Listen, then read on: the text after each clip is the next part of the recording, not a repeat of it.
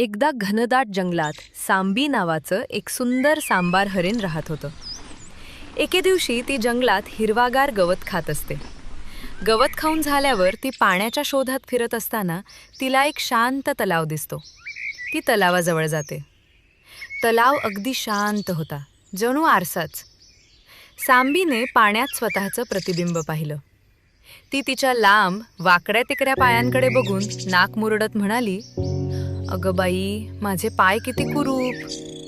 पण मग तिची नजर शिंगांवर गेली. तिची मोठी सुंदर चमकणारी शिंग पाहून तिला आनंद झाला. "वा, माझे शिंग किती सुंदर आहेत. हीच माझी खरी शोभा." ती शिंगांवर मोहून बराच वेळ पाण्यात बघत बसली. तेवढ्यात झुडपातून शिकाऱ्याचा आवाज आला. सांबी घाबरली. शिकारी जवळ येत होता. ती लगेच धावत सुटली. तिचे तेच लांब मजबूत पाय अतिशय वेगाने पळायला मदत करत होते. पळत असताना अचानक तिची शिंगे एका वेलामध्ये अडकतात. कशीबशी ती त्या वेलांमधून तिची शिंग काढते आणि पुन्हा पळायला सुरुवात करते.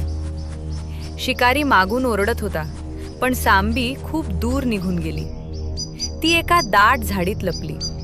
शिकारीला ती सापडलीच नाही. सांबीला शिकवण मिळाली.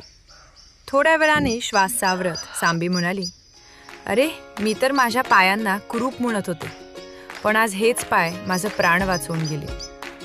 ती खुश होऊन आणि प्रेमाने म्हणते, "कधीही आपल्याकडच्या एखाद्या गोष्टीची कमी लेखू नये.